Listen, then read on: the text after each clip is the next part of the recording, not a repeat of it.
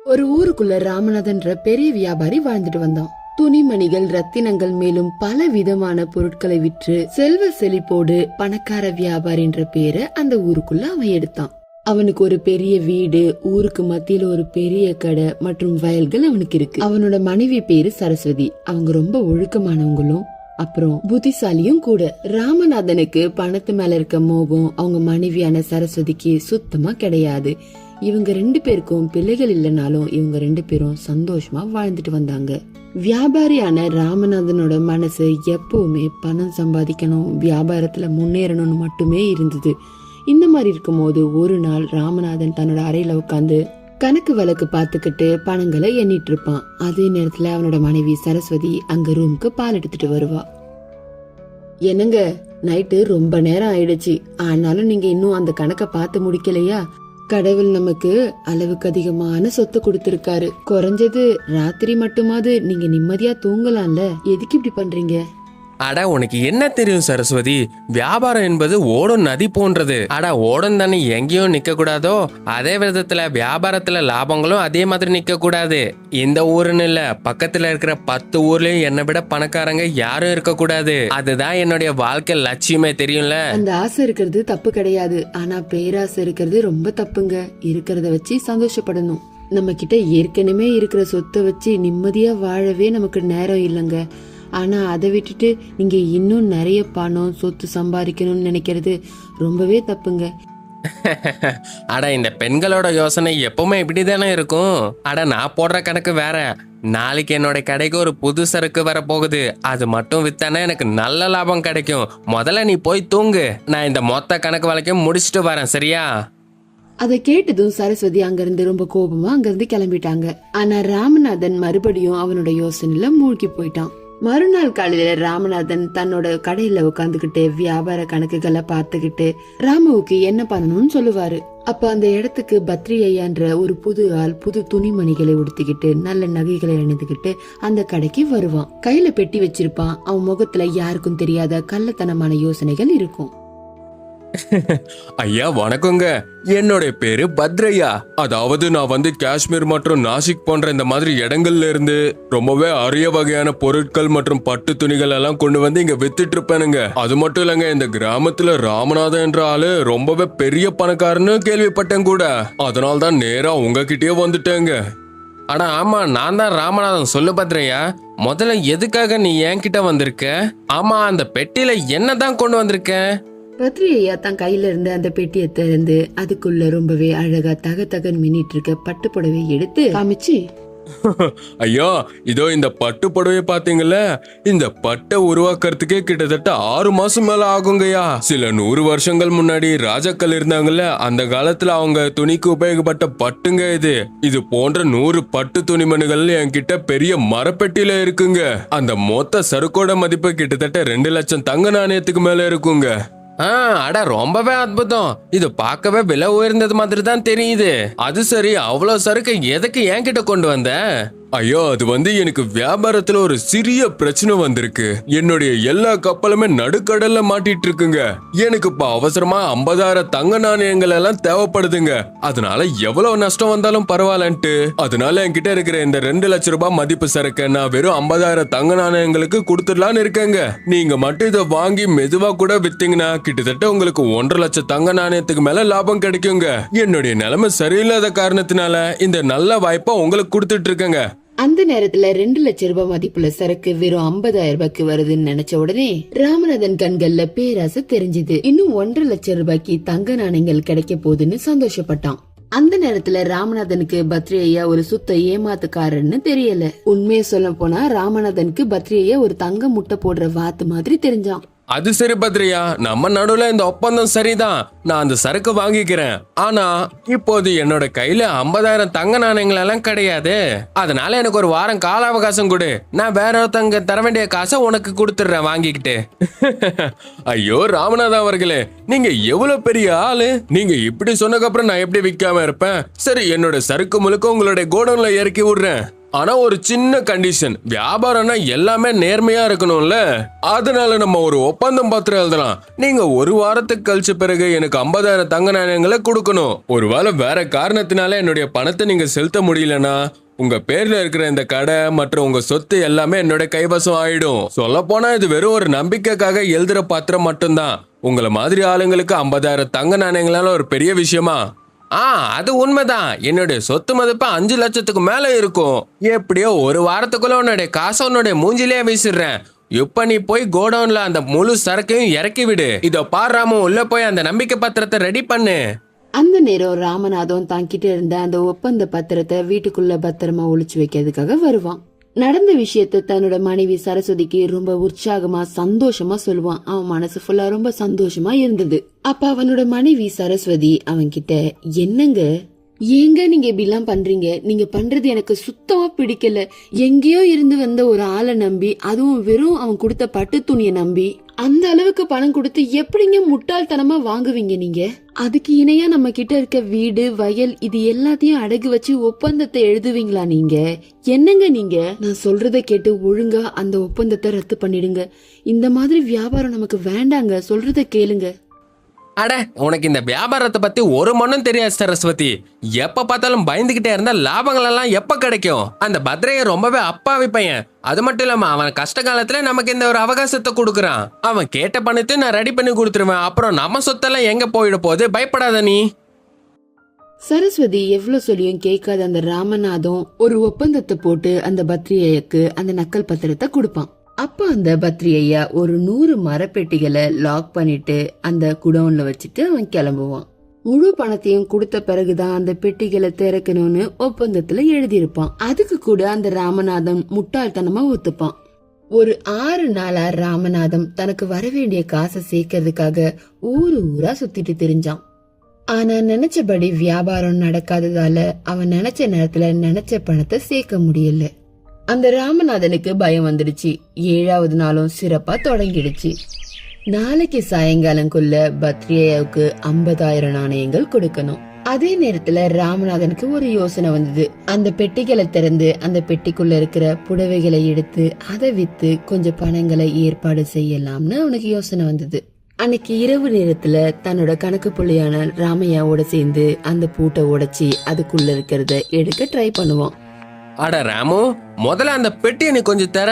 உள்ள பட்டு துணிகள் எல்லாம் எப்படி இருக்குன்னு நான் பாக்கணும். அப்படி சொன்னதும் அந்த ராமு அந்த பெட்டியோட மூடிய திறப்பான்.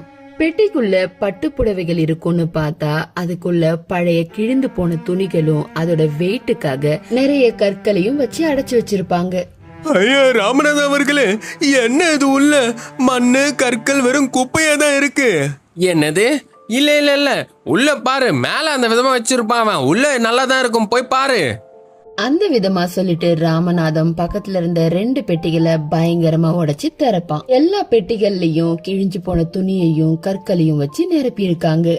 ஐயோ கடவுளே, எவ்வளவு மோசம், எவ்வளவு துரோகம் பண்ணிருக்கான் அவன். கண்ட கற்கள் எல்லாம் உள்ள போட்டு இது பட்டு துணிகள் என்னை ஏமாத்திருக்கான் அந்த படுபாவி. நாளைக்கு காலையில என்கிட்ட சுத்தமா பணம் இருக்காது மற்றும் இந்த கற்களை வித்தாலும் 10 பைசா தேராது. இப்ப அந்த படுபாவி அந்த பத்திரத்துல எழுதுற மாதிரி என்னோட சொத்து வீடு எல்லாத்தையும் பிடுங்கிப்பானே. நான் நடு தெருக்கு வந்துட்டேன் கடவுளே. என்னுடைய பேராசையால பொழப்பு கெட்டுருச்சு. அந்த விதமா நினைச்சுக்கிட்டு வீட்டுக்கு அழுதுட்டே வந்த தன்னோட புருஷனை பார்த்து சரஸ்வதி ரொம்பவே வருத்தப்படுவா. ராமநாதனும் தன்னோட மனைவி கிட்ட நடந்த எல்லா விஷயத்தையும் சொல்லுவான். இத கேட்ட சரஸ்வதி, அட விட்டு தள்ளுங்க, பரவாயில்ல, அதை நினைச்சு கவலைப்படாதீங்கன்னு சொல்லிட்டு அவ யோசிக்க ஆரம்பிப்பா. இப்படி அழுதுகிட்டே இருந்தா அந்த ஏமாத்துக்காரன் நம்மள என்ன சும்மாவா விட போறான்? நீங்க பண்ண தப்புக்கு உங்களுக்கு கண்டிப்பா தண்டனை கிடைச்சது. ஆனா அந்த ஏமாத்துக்காரனோட வஞ்சனையில நான் கண்டிப்பா சிக்கவே மாட்டேன்.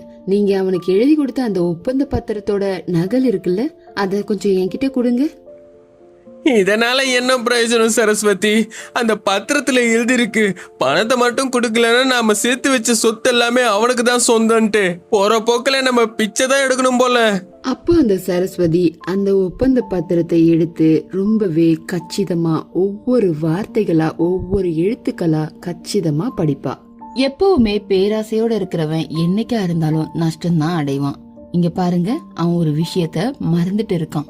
மறக்கிற விஷயத்தால தான் வெட்டின குழியில தானே விழப்போறான். நீங்க கவலைப்படாம போய் தூங்குங்க. நாளைக்கு அவன் வந்த உடனே நேரா நம்ம கிராமத்தோட அதிகாரி துரையா வீட்டுக்கு நீங்க அவனை கூட்டிட்டு போங்க.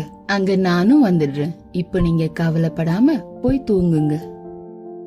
மறுநாள் காலையில அந்த பத்ரையா ரொம்ப கோபமா அவனோட ஆட்களோட ராமநாதனோட கடைக்கு போயிட்டு இருப்பான். காசு கொடுக்காத ராமநாதத்தை அந்த ஊரோட அதிகாரியோட வீட்டுக்கு இவன் கூட்டிட்டு போவான். அங்க கூடியிருந்த ஊர் மக்கள் எல்லாரும் அந்த அதிகாரியோட பேச்சுக்காக காத்துட்டு இருப்பாங்க. துரை அவர்களே, இந்த ராமநாதன் எனக்கு தர வேண்டிய 2 லட்சம் ரூபாய் மதிப்புள்ள பட்டு துணிகள் எல்லாத்தையும் வாங்கிட்டு ஒரு வாரத்துல 50,000 தங்க நாணயங்கள் கொடுக்கறேன்னு இந்த ஒப்பந்த பத்திரத்துல கையெழுத்து போட்டிருக்காரு. ஒரு வாரம் கழிச்சு நான் அவனாண்ட போய் பணத்தை கேட்டா இல்லன்னு சொல்றான். அதனால இந்த பத்திரத்தை படி இவன் கிட்ட இருக்கிற எல்லா சொத்து என்னுடைய கைவசம் தானே. நீங்களே இந்த பத்திரத்தை பாருங்க. என்னைய ராமநாதம், இந்த பத்ரையா சொல்றது எல்லாமே உண்மைதானே? இந்த பத்திரத்து மேல இருக்கிறது உன்னுடைய கையெழுத்து தானே? இந்த நிபந்தனைகள் உனக்கு சம்மதம் தானே? இல்லன்னா இந்த சபையில நீ ஏதாவது சொல்லணும்னு நினைக்கிறியா? அட ஆமாங்க துரை ஐயா, நான் கையெழுத்து போட்டது உண்மைதான். இது எல்லாமே ஏன் தப்பு தான். நான் எல்லாத்தையும் இழந்துட்டேன். அந்த நேரத்துல எல்லாரும் ராமநாதனோட நிலைமைய நினைச்சு வருத்தப்படுவாங்க. அந்த நேரத்துல சரஸ்வதி ரொம்ப கம்பீரமா அங்க வருவாங்க. வணக்கம் துரையா, என் புருஷன் எந்த தப்பும் பண்ணலங்கய்யா. இந்த பத்திரத்துல எழுதின நிபந்தனைகளுக்கு நாங்க கட்டுப்பட்டு இருக்கோம். பத்ரியாக்கு கொடுக்க வேண்டிய லாபத்தை கொடுக்க நாங்க தயாரா இருக்கோங்க ஐயா. ஓஹோ, அப்படின்னா 50,000 தங்க நாணயங்களே எனக்கு கட்ட நீங்க கொண்டு வந்துட்டீங்களா? அட இல்ல பத்ரியையா, துரை அவர்களே, அந்த பத்திரத்துல இருக்க நிபந்தனைகளை நான் படிச்சு காட்டட்டுமா ஒரு தடவை? கண்டிப்பாமா, நீ படிச்சு காட்டு. அப்ப அந்த சரஸ்வதி அந்த பத்திரத்தை ரொம்பவே சத்தமா படிப்பாங்க. பத்ரியையா கொடுத்து அந்த 100 பட்டு வஸ்திரங்கள், அப்புறம் சுகந்த வாசனை கொடுக்கும் திரவியங்கள், இதுக்கு இணையா ராமநாதன் 50 தங்க காசுகளை கொடுக்க வேண்டும். அப்படி கொடுக்க தவறினால் ராமநாதனோட முழு சொத்தையும் பத்ரியையாவுக்கு எழுதி கொடுக்கணும்னு எழுதிருக்குங்க ஐயா. இதுல நீங்க ஒரு விஷயத்த கவனிக்கணும் துரை அவர்களே. 100 பெட்டிகள்ல இருக்க துணிகளுக்கு இணையாக 50 தங்க காசுகளை கொடுக்கணும்னு தெளிவா எழுதிருக்குங்க ஐயா. அப்போ பத்ரியையா எங்களுக்கு ரொம்பவே அரிதான பட்டு துணிகளை கொடுத்திருக்கணும். ஆமாங்க, நான் கொடுத்தேன்ல. அந்த 100 பெட்டிகளும் உங்களுடைய குடோன்ல இறக்கணும்ல. துரை அவர்களே, அந்த பெட்டிகளை இங்க வர வச்சு உங்க கண்ணு முன்னாடியே திறக்கணும்ன்றது என்னோட கோரிக்கை. அப்ப அந்த துரையோட ஆலோசனை பிரகாரம் நீதித்துறைக்கு அந்த பெட்டிகளை கொண்டு வருவாங்க. அப்ப நியாய அதிகாரி துரை அவர்களே தன்னோட கைகளால அந்த பெட்டியை உடைச்சு பாப்பாரு. ஆனா உள்ள பார்த்தா கற்கள், மண்ணு மற்றும் கிழிஞ்சு போன துணிகள் தான் இருக்கும். இத பார்த்த ஊர் மக்கள் அந்த பத்ரியையாவோட ஏமாத்து வேலைய புரிஞ்சுப்பாங்க.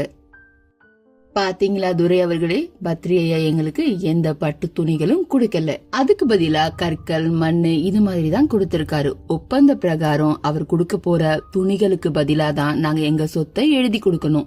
இவர் எங்களுக்கு கொடுத்தது கற்கள், மண்ணு. இதுக்கு என்ன மதிப்பு இருக்கு நீங்களே யோசிச்சு பாருங்களேன். பட்டு துணிகளை கொடுக்காம இந்த கற்கள், மண்ணு இதெல்லாம் வச்சு எப்படி அவர் எங்க சொத்தை அபகரிக்க நினைப்பாரு? நீங்களே கொஞ்சம் யோசிச்சு பாருங்க. இது ஒப்பந்தத்தின் நத்துமீறல். உண்மையா சொல்லணும்னா இவர் எங்களை ஏமாத்த பாத்திருக்காரு. சரஸ்வதி பேசினதை கேட்ட அந்த ஊர் மக்கள் மற்றும் நியாயாதிகாரியான துரை அவர்கள் இவளோட புத்திசாலித்தனத்துக்கு அடிமை ஆயிட்டாங்க. பத்ரியையாவோட முகம் வாடி போயிடுச்சு. அவன் வாயில இருந்து ஒரு வார்த்தை கூட வரல. ரொம்பவே அற்புதமா சரஸ்வதி, உன்னோட வாதனையில 100% உண்மை இருக்கு. அந்த விதமா அந்த நியாயாதிபதியான துரை அவர்கள் சொல்லிட்டு கோபமா பத்ரியையா பக்கம் திரும்பினாரு. டேய் பத்ரையா, அப்பாவங்களை ஏமாத்தி அவங்களோட சொத்து எல்லாத்தையும் புடிங்க உன் பேர்ல எழுதிக்க வருவியாடா? நீ ஏமாத்தணும்னு போட்டு வச்ச திட்டண்டா உன்னுடைய கைகளுக்கு சங்கிலியா மாறி இருக்கு. அந்த ராமநாதன் உனக்கு 1 ரூபாய் கூட கொடுக்க தேவையில்லை. இந்த விதமான கேவலமான வேலையை பார்த்ததுக்கு உனக்கு 5 வருஷம் காராகார தண்டனையும் உன்னுடைய சொத்து எல்லாத்தையும் ஜப்தி பண்றோம். சிப்பாய்களே, அவனை போய் அடிச்சு வைங்க. அந்த விதமா சொன்ன பிறகு அங்க இருந்த சிப்பாய்கள் பத்ரியையாவை அழைச்சிட்டு போவாங்க. அப்ப அந்த ராமநாதன் ரொம்ப சந்தோஷமா தன்னோட மனைவிய பாப்பான். மக்கள் எல்லாரும் சரஸ்வதிய பாராட்டுவாங்க. ராமநாதன் தன்னோட வீட்டுக்கு போன உடனே தன்னோட மனைவி கைகளை பிடிச்சுக்கிட்டு, என்ன தயவு செஞ்சு மன்னிச்சிடு சரஸ்வதி. என்னுடைய பேராசனாலதான் இவ்வளவு பெரிய கஷ்டம் வந்திருக்கு நமக்கு. இன்னைக்கு மட்டும் நீ இல்லைன்னா என்னுடைய சொத்தே போயிருக்கும். நம்ம நடு தெருவுல வந்திருப்போம். இன்னைக்கு என்னுடைய பணமோ வியாபாரமோ காப்பாத்தல. நீ படிச்ச படிப்பு மற்றும் உன்னுடைய புத்திசாலித்தனம் தான் இன்னைக்கு என்னுடைய உசிரியும் மற்றும் நம்மளுடைய சொத்தையும் காப்பாத்திருக்கு சரஸ்வதி. இனி நான் இந்த விதமான தப்பு பண்ண மாட்டேன் சரஸ்வதி.